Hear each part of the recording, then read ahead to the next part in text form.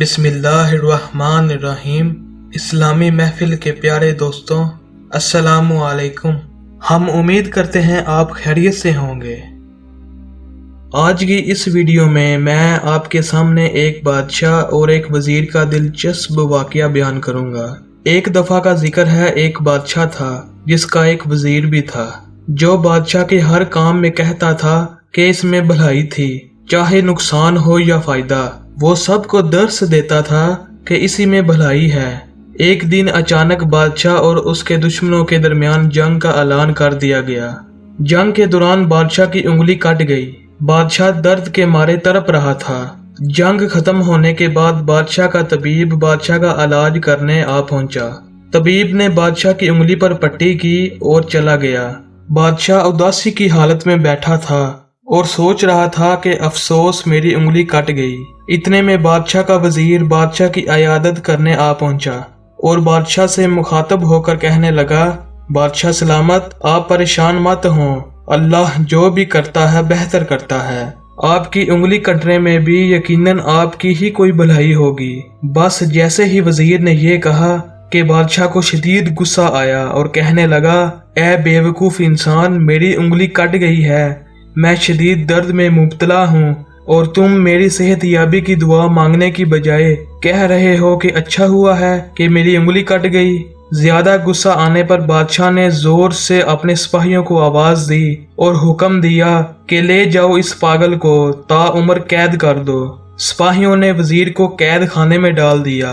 बादशाह की आदत थी कि वो मुख्तलिफ इलाकों में घूमने जाता था। ऐसे ही घूमते घूमते बादशाह एक मंदिर आ पहुंचा और वो लम्हा गरूबे आफ्ताब का था। वहां पर मौजूद जो पंडित थे, उनकी मन्नत थी कि उस वक्त जो भी इंसान यहाँ आएगा उसकी बलि चढ़ाई जाएगी। बादशाह जैसे जैसे मंदिर आ पहुंचा, पंडितों ने बगैर किसी सवालों जवाबात के उसे पकड़कर बंदी बनाकर बलि की जगह रख दिया। जैसे ही उन्होंने छुरी को उसकी गर्दन पर रखा, किसी ने देखा ये इंसान तो जख्मी है, इसकी उंगली कटी हुई है और जख्मी या ऐबदार इंसान की बलि नहीं होती। एक पंडित ने कहा कि इसे ले जाओ और आजाद कर दो। उन्होंने बादशाह को आजाद कर दिया। बादशाह जब वापस अपने महल में पहुंचा तो सबसे पहले भागकर कैद खाने में गया और उस वजीर को आजाद कर दिया और बताया कि तुम सही कहते थे, अगर आज मेरी उंगली कटी हुई ना होती तो आज इस वक्त मैं तुम्हारे सामने ना होता।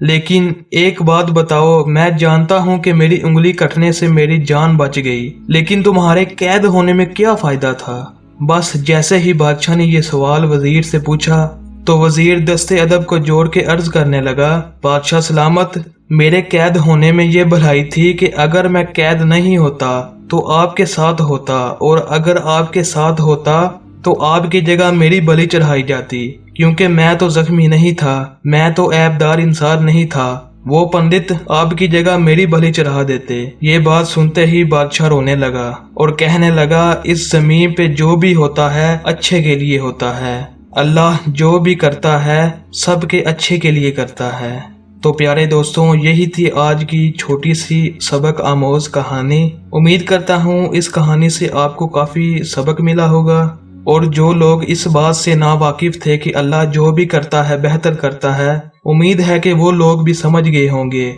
कि अल्लाह जो भी करता है बेहतर करता है, सबकी भलाई के लिए करता है। अल्लाह अपनी मखलूक का कभी भी बुरा नहीं चाहता। अल्लाह अपनी मखलूक का कभी भी बुरा नहीं चाहता।